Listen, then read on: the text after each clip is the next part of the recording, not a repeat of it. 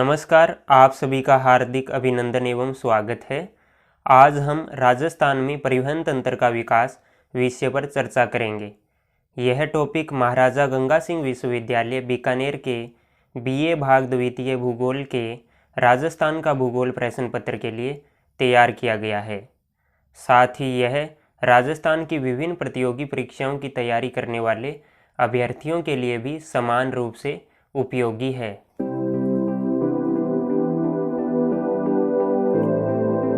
पृष्ठभूमि। सतत आर्थिक विकास की दृष्टि से तृतीयक आर्थिक क्रियाकलापों अर्थात सर्विस सेक्टर में परिवहन एक महत्वपूर्ण अवयव है। यह विभिन्न आर्थिक क्रियाओं में अंतर संबंध स्थापित करता है, क्योंकि समस्त आर्थिक क्रियाएं परिवहन गतिशीलता पर निर्भर करती हैं। परिवहन आर्थिक विकास के लिए एक मूलभूत पूर्व आवश्यकता है। इसे विकास की जीवन रेखा तथा किसी प्रदेश के आर्थिक ढांचे की परिसंचरण प्रणाली माना जा सकता है। एक सुव्यवस्थित परिवहन तंत्र विचारों के विचरण तथा विविधता में एकता लाने में महती भूमिका निभाता है। इससे प्रादेशिक असमानता को दूर कर प्रादेशिक नियोजन में मदद मिलती है और इनसे बढ़कर ऐसी स्थिति की कल्पना करना कठिन है जहां परिवहन किसी व्यक्ति विशेष के जीवन में प्रमुख भूमिका न निभाता हो। उपर्युक्त परिप्रेक्ष्य में राजस्थान जैसे प्रदेश के लिए परिवहन विकास एक प्राथमिक आवश्यकता है, परंतु वर्तमान समय में परिवहन तंत्र का विकास जैव विविधता को बिना हानि पहुंचाए पारिस्थितिक संतुलन के मद्देनज़र सतत विकास की संकल्पना पर आधारित होना चाहिए।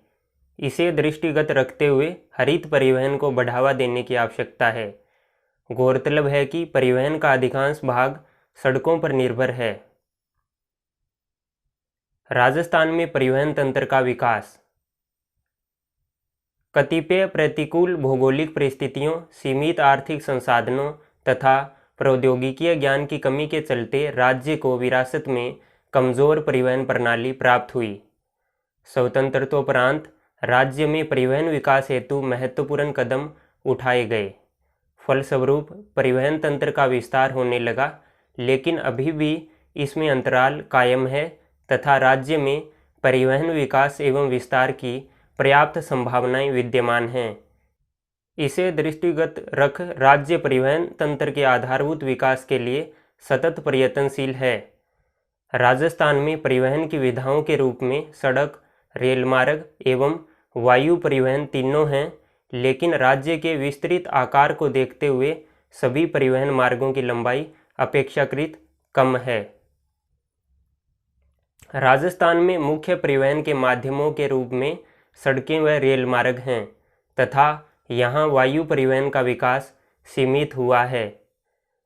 राज्य में आंतरिक अपवाह प्रणाली की उपस्थिति तथा नित्यवाही नदियों का प्राय अभाव आंतरिक या अंतःस्थलीय जल परिवहन के विकास में बाधक है।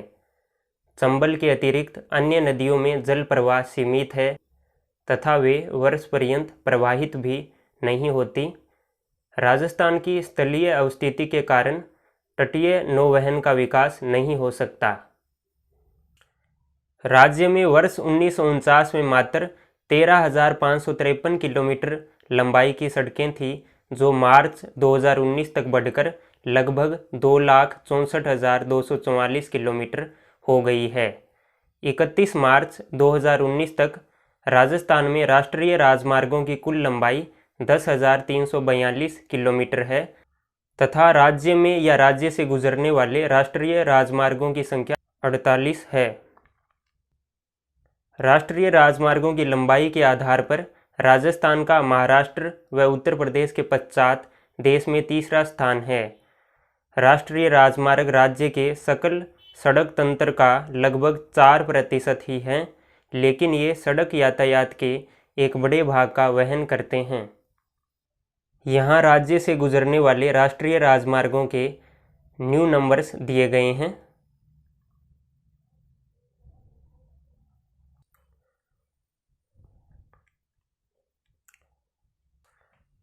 सार्वजनिक परिवहन के लिए किफ़ायती, पर्याप्त, समयबद्ध एवं दक्ष सेवा उपलब्ध करवाने के उद्देश्य से 1 अक्टूबर 1964 को राजस्थान राज्य पथ परिवहन निगम की स्थापना की गई।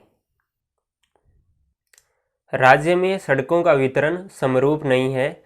31 मार्च 2019 तक राज्य में सड़कों का घनत्व 77.21 किलोमीटर प्रति 100 वर्ग किलोमीटर है, जो राष्ट्रीय औसत 143.08 की तुलना में काफ़ी कम है।